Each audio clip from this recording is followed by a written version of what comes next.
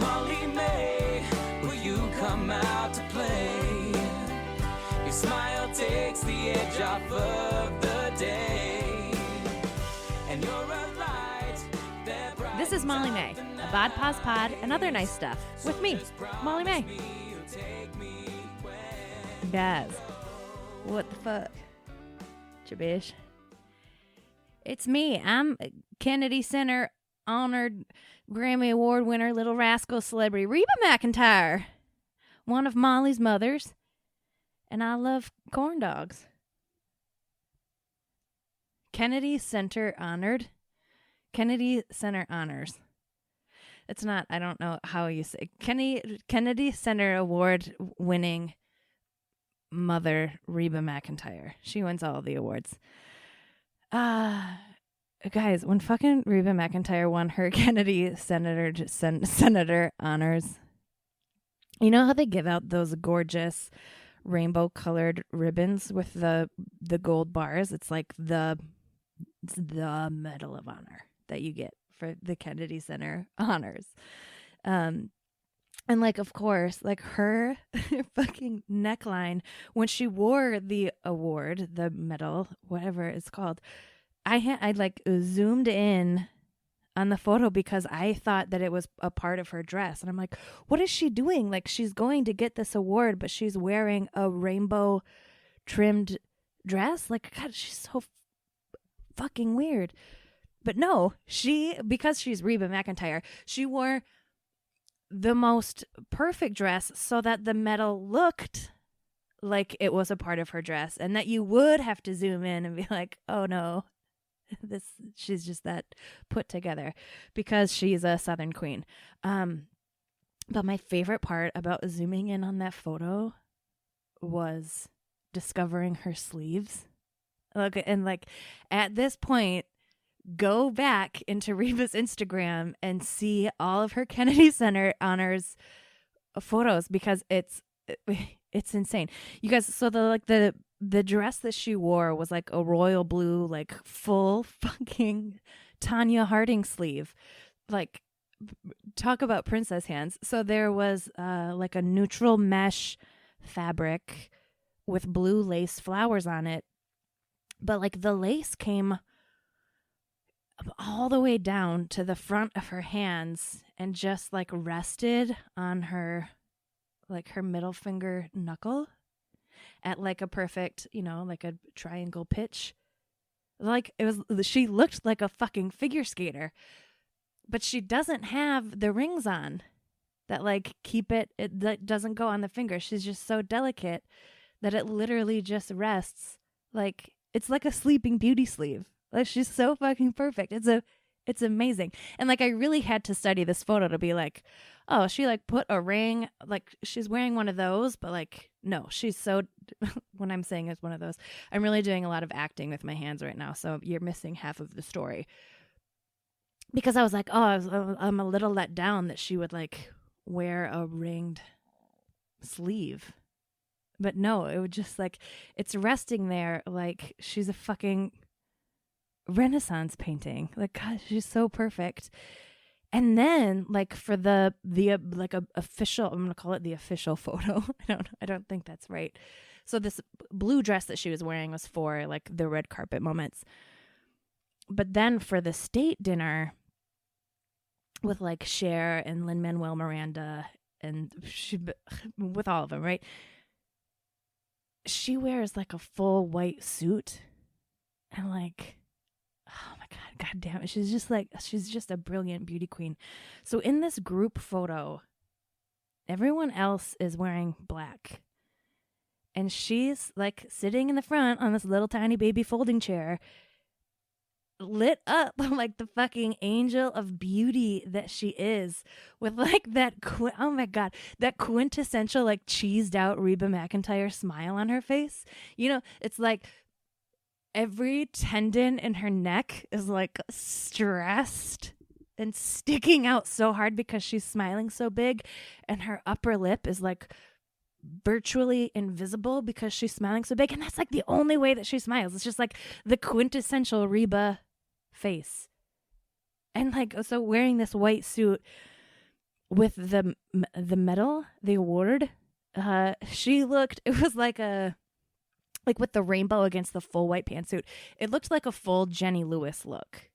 So like all of this to kick off this episode, where I am going to finally finish the story and comment from a few episodes ago when my mother sent me that text message with the wig. So we're gonna round that out today.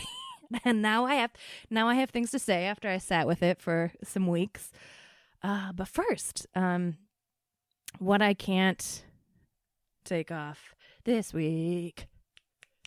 What I can't take off this week. We're this far along, and I haven't. It's shocking to me that we haven't made. Well, I say we, that I haven't made a theme song to each one of these little segments. I mean, like I have in passing. They're all a little different. Depends on my mood. I don't want to be pigeonholed. So never mind. I redact all of that. Anyway, this one is dedicated to two very true beauty queens in my life. Sarah McCoy. You remember her as Sarah Plaid and Tall. She came on as the Plaid Experts. And Ty Taylor, my king of fashion and color story twin, for inspiring me this year and really transforming, honestly, both of them, transforming my love of plaid. Hi, you guys. I got these. I should have talked to Sarah and gotten what pattern of plaid this is. I don't know what you'd call this, but it's like, okay, there's these, I'm losing all my words because I really love these fucking plaid pants. So it's like they're like a white, they're just like a white base. The base layer. You think I would have retained some of that plaid knowledge, but the main color is white with red and black, like traditional plaid. Like a good tartan. Excuse me. I don't want to call them plaid. They are tartan. Okay. And they're that really great, like, paper bag waist fit with, like, the tapered fit. And so they're like a vintage fit. Drink every time I say fit. At the top, so they have that paper bag waist where they're like, a little baggy and nice, and I can eat stuff and sit down comfy and like really be comfortable and be myself in any kind of chair, which is good. I could sit crisscross applesauce. I could get up and do a dance and do it all in these pants and not look silly. Just silly because I'm me. But they have they have like that permanent pleat, and like the hems are just like cuffed up permanently, just like perfect. They're really divine. And I think I can say this now because it's cold as balls outside, but I think that I will be able to wear them in every season. So like this week already, it's literally another one of those like what I can't take off. I should wash them, give them a break. I wore them with a black turtleneck and white booties to take Johnny to a show.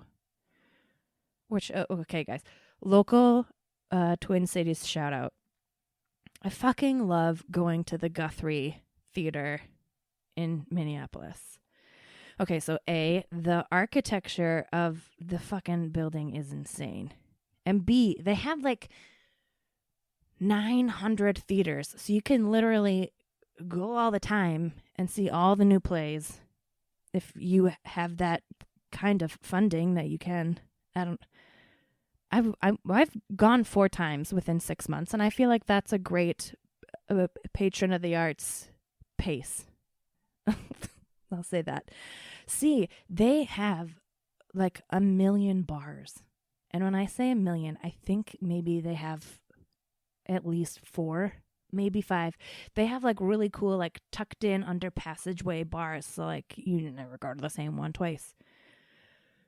And then lastly, you can take your drinks to your seat, so you don't have to like pound them in intermission. And Johnny and I have been on this really gorgeous dirty martini kick lately.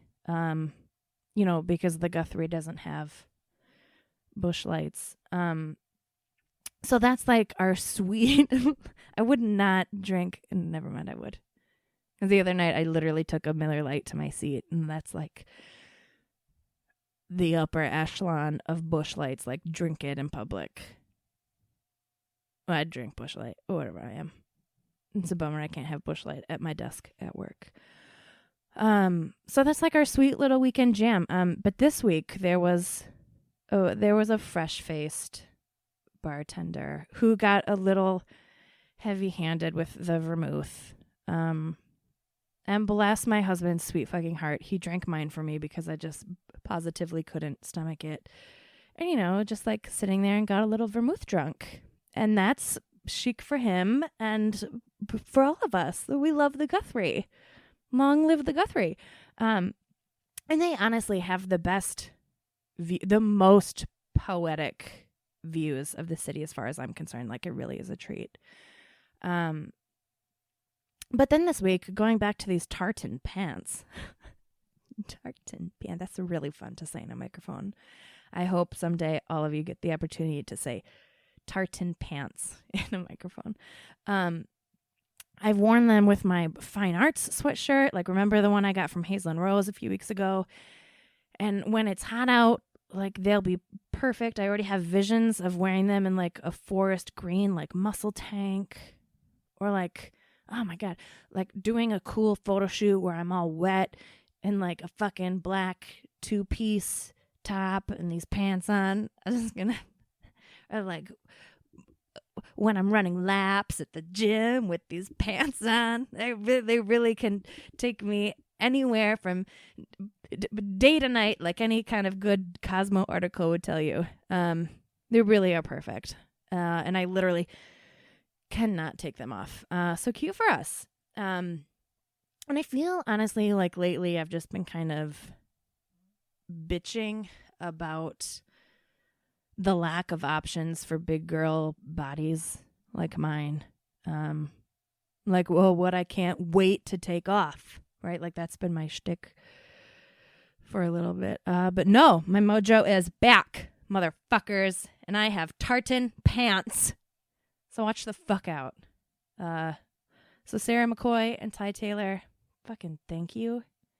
And here's to 900 other plaid things in my closet because of your inspiring brilliance. Today we're going to follow Maina Dix. And it's hard to say, and that's not right. And I don't know if it's called Maina Dix or Main Addicts. It's, mane, like a lion's mane, talking about hair today. And then addicts, like, hi, my name is Reba, and I'm not an alcoholic. Like AA, addicts, they're addicted to hair. Main addicts. Okay, so anyway, I just had to work through that for myself. You can scrub through that now in hindsight. It's nothing new, main addicts. But I can't, it's just going to keep coming out because it's the name of the thing and I can't not call it that. So we're all in this together. We're all in this together. So it's not new by any means. But I've been following them for what feels like an eternity, and they still continue to deliver. So in the vein of hair, Manadix is... We're going to call them just the who to follow for the day. Their editor-in-chief, Jen Atkin, from her Way products, her Dyson blow dryer, but really she springboarded into fame for being in charge of the Kardashian heads. And this who to follow this week they just do like a gorgy job of just being on the internet to inspire and predict trends and serve as like a sweet little source of inspiration where you're just like, oh, fuck it, I'll wear a hat today. And like all of a sudden you'll see a French braid, but it's done with like 20 strands of hair instead of 3. And it's like, wow, I can do that. No, you can't do that. I practice braiding on my coworker's head maybe like twice a week. I'm going to get fired any second I do. I stand up. I was like, hi, can I braid your hair? Like I need it as my release moment. So I'm standing at her desk and I give her a quick little French braid and then back to work for you, Chip. It's good. So your song of the day, I'm going to take it way the fuck back to one of my favorite jams in undergrad. And it's called, it's so silly. It's called Beard Lust. Okay, it's called Beard Lust by Natalie Portman's Shaved Head. I don't say that again because when do you ever get the opportunity to just like string all of those words together? Beard Lust by Natalie Portman's Shaved Head. So that was really satisfying for me. So in undergrad, it was like I was in like Design 2 or something, like a beginner's course. I made a book about different styles to shave your beard into. So when you first could on Amazon, I bought a male mannequin head. And I went to Hobby Lobby and bought a bunch of faux fur. And I legit cut that shit into like 30 different kinds of beards and mustaches. And then glued them to this mannequin head for this photo shoot. And just like photographed it all. And I was like, oh my God, it was so messy. It was bad. It was so bad. And then I made a book that Johnny sewed because I didn't know what the fuck I was doing. Because I knew nothing about beards or how to cut them or how to make a book. So like, oh, why would I do all those things? I have it somewhere at home. Well, I'll have to post a pic. But the front of the book was like, so it's just like a big zoomed in face of this mannequin head, right? And I called it Eduardo. I don't know why, but there's this little piece of Velcro that you could attach different mustaches to. And like the first page of the book, there was this mirror, and then it had these, so like you could also try on these mustaches. And then there are 3 different mustaches you could choose from that would sit on the front of this coffee table book. You know, like in theory, it's like a nice little like Urban Outfitters-y idea back in 2007. It would have been a hit. But I made it in Design 2, and it was literally like sewn together with yarn because I'm a Luddite. And it was, like when mustaches were like right on the scene. And I included in the back was a burned CD with that song on it. Look at my facial hair. Oh man, that's good. It's a good jam. The Sophisticated Side Ponytail is another good one by Natalie Portman's Shaved Head. And I know positively nothing about this band. But they were just like this cute little time in my life. But I digress, and we'll put both on the playlist. A cute little twofer. Do you like my ponytail? I do. My sideways ponytail. It's true. It's fucking cute. And they're just like dorky. It's like, do you want to go see Shamu with me? Yes, I do. I love Shamu. And that's the depth of the lyrics. It's real poetry. So welcome to today, guys. To today on my hair journey. And bring it back full circle to that text from Mom. And how I have successfully grown my hair out and continue to grow my hair out as a redheaded platinum. And I mean, it all honestly comes down to like, don't fucking touch it ever, and use the right products. But I'll go in details here.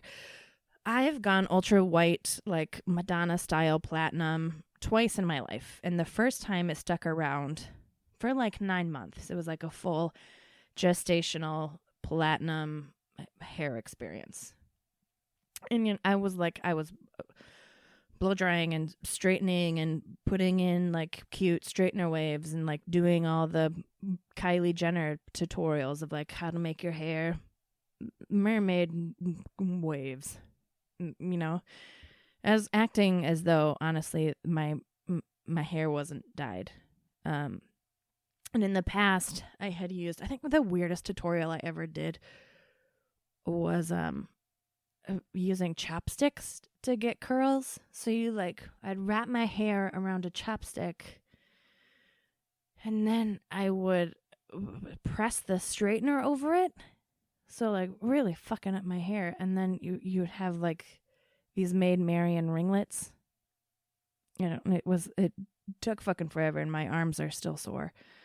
So in the past I had used like a super intense salon grade detoxifying, like they're called clarifying shampoos, which basically would like strip all of the oils and toxins. And that worked lovely on my hair once a month when I didn't have platinum hair. And I didn't know that I wasn't necessarily supposed to do that when I did have dyed hair.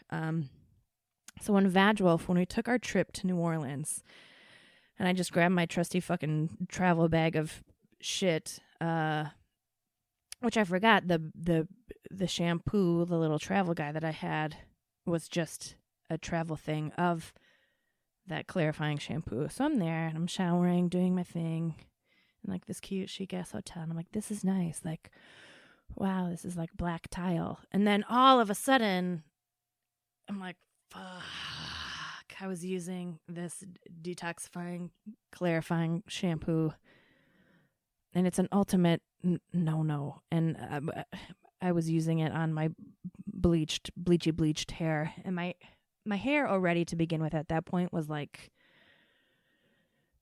it was like a rubber band. And then basically with the clarifying shampoo, it was like taking that rubber band and stretching it as far as you could go. And then later that day, what really didn't help and really fucked it all up, that was the day that we rented a convertible to be like cute Louisiana countryside girls. Like, this is how we're gonna take in the day. And my hair was whipping around in the wind. So I had like this maxed out rubber band that was flapping in the wind at 70 miles per hour for 4 hours straight. And my breakage was excessive. And it was like, oh my God, it was so fucking nasty. Like, it was like straw nasty. And it was like, it would break off right at the crown. So I had these pieces in the back of my head that were literally just like, it was a clump of maybe like 3 inches by like 2 inches that were just like, maybe like 1.5 inches long. And then the rest of my hair was like shoulder length, like a cute little, had like a lob at that point. So after getting home from this NOLA trip and doing like 10 different masks and nothing was working, I went in to my girls and I was like, okay, make me a redhead again. And thinking that like, oh, if we just dye it and like put a bunch of color back on it, it'll make it healthy and fine because we're just like adding to it. And my hair is just like so thirsty right now. And I want you to know that like every fucking second of this was a learning experience. So I could sit here and be like, this is what you need and this is what you need not to do. So me going from platinum to chestnut was a spooky moment. And honestly, during this entire phase of like me trying to get my hair back to being repaired, my hairdressers were sending me home with, you know, like when you come home from the salon, you're like, oh, I look like $1,000,000 fucking. They were sending me home with a really intense moisturizing mask on and saran wrap on my head because that's how damaged my hair was. And they were like, we're not going to put any kind of comb through this or brush it. So like when I would have finishing haircuts, we were like, you can just like barely move. Because it was like that maxed out rubber band that would just like crumble. So when I went from platinum to chestnut in one sitting, it was spooky. And I looked in the mirror. Whenever I looked in the mirror, it was like too abrupt. And because I didn't feel good, I've touched on this before, but I'm really going to dive in. And, you know, like none of my clothes looked right. And all of my makeup looked dumb. And like it didn't match my skin because it didn't match my hair. And I kind of had like a little existential who the fuck am I now experience because this hair happened to me out of an effect that wasn't necessarily my own choosing. So I was like, I didn't choose this. It doesn't feel good. Oh my God, it's not me. So there was this time that I cut my own bangs. And I've cut my own bangs before and it's been okay. But this time, because I had that weird breakage and it was really dark, I cut my own bangs in an effort to have like a really cool Pat Benatar look. And I was like, that's how I'm going to save this. And it was right when Jenny Slate went on Instagram and she had really great curly bangs and like was really owning her curls. And I'm like, I can do this. Like, that's the hair I have. It's not at all the fucking hair I have. It's not at all.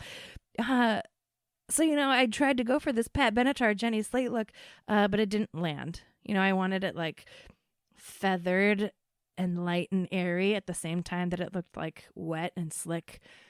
But it looked crusty on me. And then I ended up, because of that, wearing a lot of under eye liner. It wasn't good. See, I was going through an existential crisis. I think the more eyeliner that you put on your under eyes, the more fucked up your brain is. And it's like a cry for help on your face when you wear under eyeliner. So the Pat Benatar look didn't land. So then I cut what just needed to be cut. And this was all through, it was like a hard month and a half, 2 month area. And I'll round up pics because it was like a learning process that you all need to know about and see to understand and make your own grimace face. Like it came up the other day in my time hop, that Pat Benatar look. And I sent it to Emily Eaton. She texts back. She's like, "What the fuck was that?" I'm like, that's a good friend. So then I just like cut what needed to be cut, and that's when I turned into that really fast skier Sergeant Hambone look. I talked about a few episodes ago. Sergeant Hambone, really fast skier. So the front was so short, and I try to like slick it back like Kris Jenner. But I was like, not Kris Jenner. I was like American Psycho, like Christian Bale in American Psycho. So I was like 30, going on 60, and it happened all of a sudden. It was very fast. It was a very fast haircut. She's a skier. Finally, I couldn't stand it anymore, and it was just like so fucking unhealthy. And I was like trying for dear life to hang on to the little bit of length that I had. I don't know why. In the past, I had like in college, I had a really bad pixie cut. But that's because it's probably cut with a kitchen scissors, because it's probably Busch Light drunk. So it was so unhealthy. And then I was just like, I went in and I was like, you got to cut it to health only. And like, I had braced myself for that because the last time that I went in, my girls, Shiloh and Lindsay, were like, you know, we're going to do what you can, but you should cut it off. You should cut it off. And honestly, I got the cutest fucking page boy cross pixie cut for like 6 months. And I will be honest that I am very lucky in that growing my hair is my superpower. Sarah McCoy has always said that. And during this phase of my life, like I was super stoked about that exact superpower. So I had this Kris Jenner cross fucking American Psycho haircut. And then I had this Kris Jenner haircut with highlights. It was a very tricky time. And then I had this Kris Jenner haircut with like a full bleach and tone on the top. And like it was dark, shaved up the back like my natural hair color. And that was like, the two-tone was hard. It was tricky. That was like the first jump back into like, yes, I'm coming back. Here I am. Make me fucking glow with this white hair. I was like, we can do this again. Because we had cut out all the nast. And this is also the same time when a 90-year-old woman hollered at me because I didn't earn my white hair. It's like she had just finished telling my dad how handsome she thought my brother was. And then my dad, being like my sweet, perfect dad, was like, well, this is Molly, the youngest. And then this woman looks at me, and like I had been talking to her for like 10 minutes, and then she was like, well, she didn't earn that white hair. Like, not talking to me, talking to my dad like I'm not there. And so, I mean, I guess I didn't. I guess I didn't earn the white hair, and she's not wrong. So I'm sorry, ma'am. It's my formal apology for taking your white hair. And around this time was the time that Olaplex was brought into my life. And this is the big, what I'm going to pound home for you today. Like, God fucking bless Olaplex with his two fucking hands. Olaplex. So Tracy Cunningham is a celebrity colorist. J-Lo, Drew Barrymore. She's responsible for Khloe Kardashian's blonde for the past like 4 years. And she's the brand ambassador for Olaplex. And I found out about Olaplex through following her on Insta, and you could only get it in salons.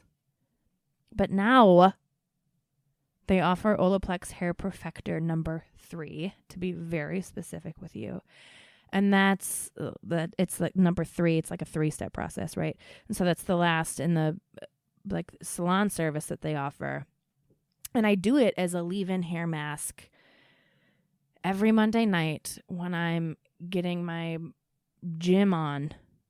And just like she loves that, and my hair just fucking sucks it up. It's so great. And I really think that because of Olaplex, it's like I'm like I'll even do it honestly in the future when I don't have color treated hair, because it's just like so it's Tinkerbell. It's magic. It's pixie dust. It's all my words. And developed a real actual starter there. Wow. But now they offer it at the salon that I go to. So every time I go there, I just fucking leave looking like a queen. So because I learned my lesson of doing the fucking Kylie Jenner tutorials, I'm not here to like beat around the bush. Like, that's real life. And you guys all know that you've done fucking Kylie Jenner makeup tutorials too. Okay. There's a reason that she makes the big bucks. And that's because her mom is her mom. And I'm not here to talk about Kylie Jenner. Some of you are probably just like fucking guffawing. I have not used heat on my hair in 2 years. The only heat that I use on my hair is like once a month when I blow dry with a diffuser upside down, which is like the best way to get soft curls for naturally curly heads out there. I take some Aveda Confixer, like while I'm still in the shower, And that's key, to do it in the shower. So like my hair's drenched and I put the Confixer in, which is basically just like a more viscous gel. And then get out, like no rinsing, get out and start blow drying. Don't dry it with a towel. Just throw your head upside down and like slowly finger scrunch. So this is something that I learned from my mom in the early 90s. She had a Maid Marian perm, and it literally was down to like the small of her back. And she would stand in front of the space heater once a week. I mean, when you have hair like that, you know, you don't need to wash it a lot. So she would stand, it was always just like a big to do, and I loved watching her get ready. She would stand in front of the space heater, scrunching her hair in the back bathroom with her head between her legs. So like she's fully bent over. She really is a good mom, and I learned all of the best formidable skills from her, which is why she nonchalantly gets brought up every week. Another product, the best, there are so many blue and purple shampoos and conditioners out there for platinums to keep your hair from going brassy and getting really yellow.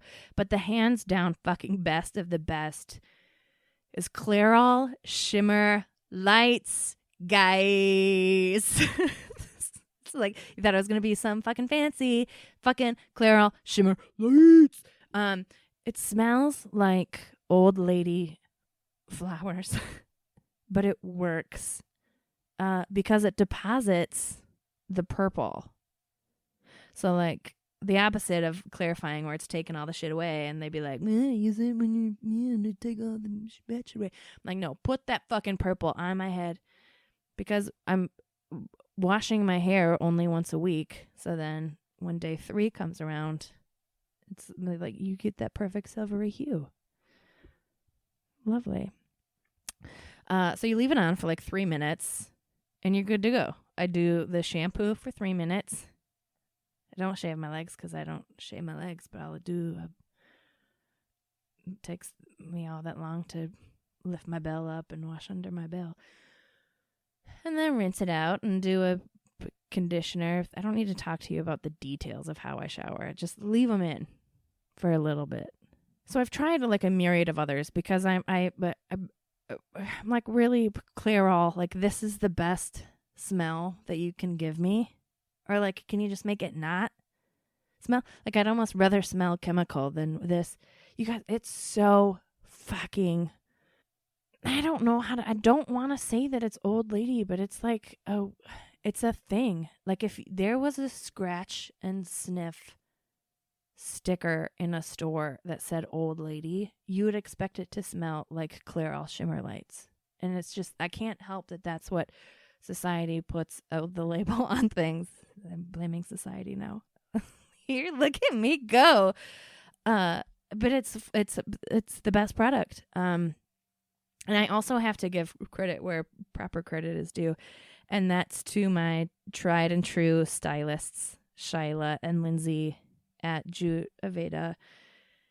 And it's genuinely been tried and true, as you just heard, for the past 15 minutes. And at this point, I would trust them with my whole life, and they're like a source of therapy. And I have asked both of them on multiple occasions if they would kindly please do my hair if I should ever die and have an open casket situation, because we all know that that's like what you look like as a ghost. So, you know, it's an important question to your stylist people, and I don't want to be the kind of ghost that's like trying to help you pick out your outfit in the morning and you look over and it's a figure with bad hair.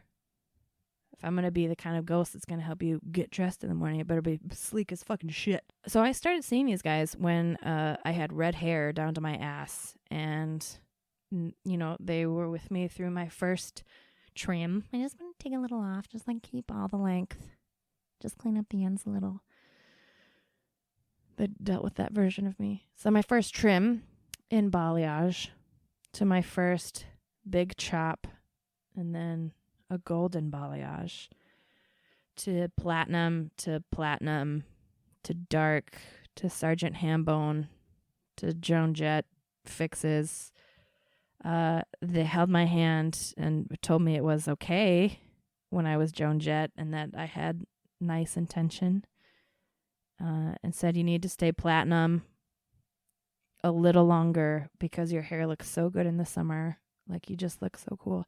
I came in for a consult once and they're like, we're not touching this. You look too cool. And that's like, what the fuck? That's so fucking great to hear. It's just like generally bumping up my feel goods every time I see them. And they truly are the best of the best. And last night we entered a new fork in the journey, a new prong, a new leg to stand on, a new chapter in the book, a new song to be sung. Sing to the mountains. I am silver, and it's fucking gorgy.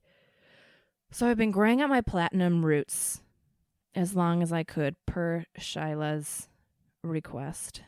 And she did this little effect called the shadow root, right? Like, that's just really chic to say, the shadow root. She went in and she shattered the line.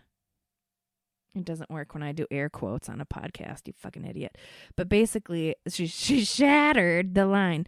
But basically, it's like semi-permanent at the roots that she like combed through after a low light foil. And we didn't touch my ends because they were still very white, and we were just, gonna blend that line out. And it made for the most perfect silver effect. And I feel like a Pinterest girl.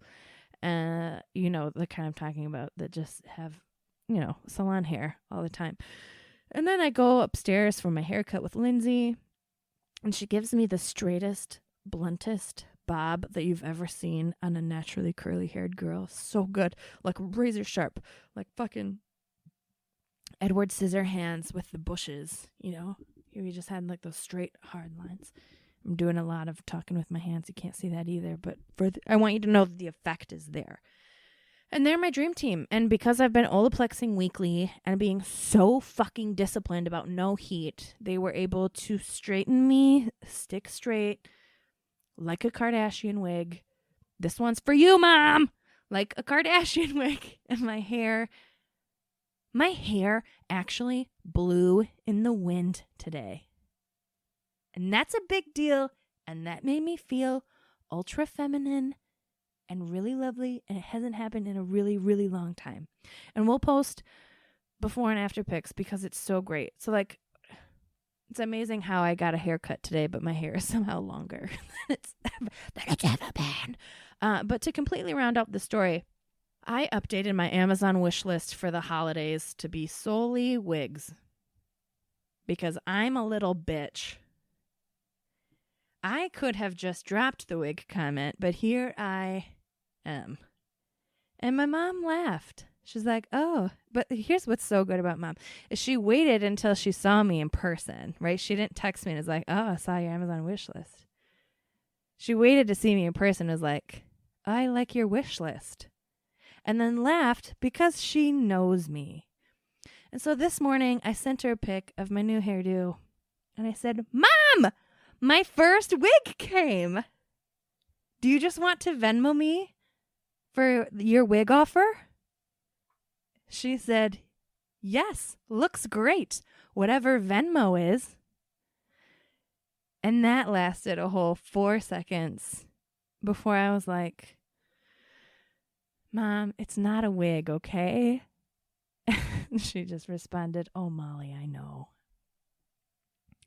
So your call to action today in the realm of all of this is not to take it easy with the heat on your hair, and it's not to buy Olaplex and do a weekly mask, but to be nice to your mother. Because if you ever do need a wig, it's likely that she's going to buy you one because she gets it. I love you, Sauce. Smoochie. And if you got this far in the pod, I'm impressed as fuck and really grateful to have you listening. If you want to know more information about me or the show, check out the show page on matriarchdm.com, where we host all of the What I Can't Take Off, our progressive Spotify playlist from the songs of the week, and obviously the reminder of who to follow for the week, all in a nice little fucking Matriarch digital media bow. Theme song is Molly May by Ben Karen. Like, I'll never get over saying that. It's so good, right? Thanks for listening. You're so cute.